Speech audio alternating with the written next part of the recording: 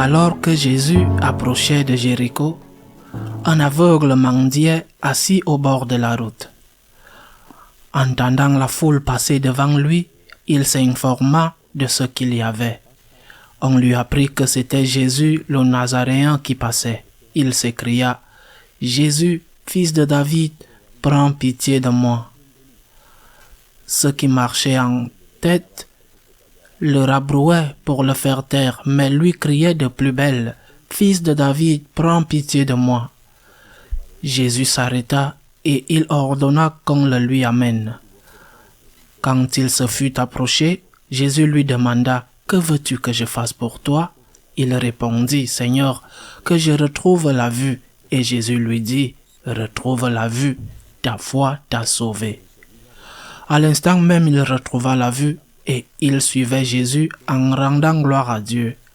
Et tout le peuple, voyant cela, adressa une louange à Dieu. Acclamons la parole de Dieu. Le Christ passe, il passe à côté de nous. Il ne passe pas seulement une fois, mais nous ne savons pas quand il passera pour la dernière fois. Le passage du Christ à nos côtés se fait parfois de manière mystérieuse, touche nos cœurs, nous appelle à la conversion, nous donne un doux mais profond message de paix et d'espoir. D'autres fois, le passage du Christ à nos côtés s'accomplit à travers des personnes ou des événements. As-tu rencontré quelqu'un qui t'a fait réfléchir? Peut-être tu es allé à une messe, à un enterrement, et le prêtre a dit quelque chose qui t'a fait réfléchir sur comment est ta vie et sur comment sera ton avenir. Ou probablement des choses se sont passées dans ta vie. Une maladie, un problème économique, une crise du travail, l'épidémie.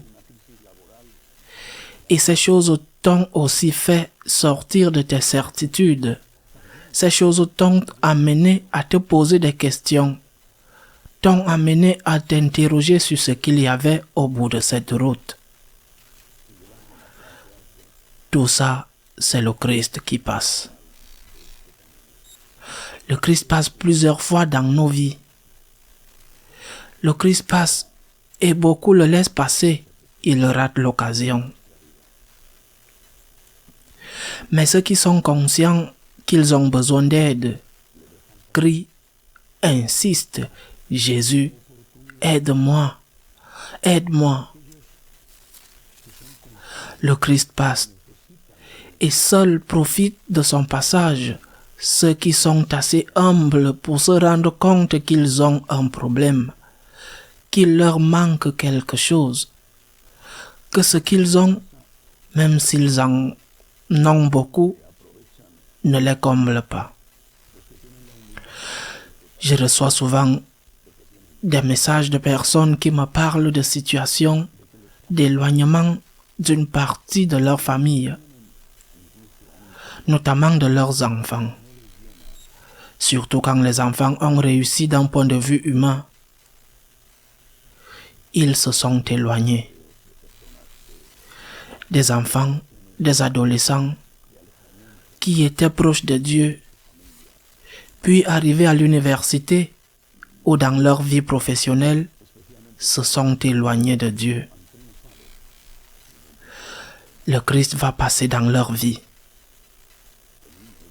Gardez espoir, chers parents, il va passer dans plusieurs fois dans leur vie. Certains seront peut-être au contact de la douleur. Leurs rêves de grandeur s'écrouleront. La maladie les mettra à terre, faisant en sorte qu'ils tombent du piédestal sur lequel ils sont montés. Ou une crise familiale leur fera prendre conscience qu'en cherchant de l'argent qui finalement ne les satisfait pas assez, ils ont perdu la chose la plus importante, Mais c'est le Christ qui va passer. Et nous devons être aux côtés de ces personnes pour les aider en ce moment-là, pour qu'elles trouvent dans le Christ la lumière, la force, l'espérance, la consolation.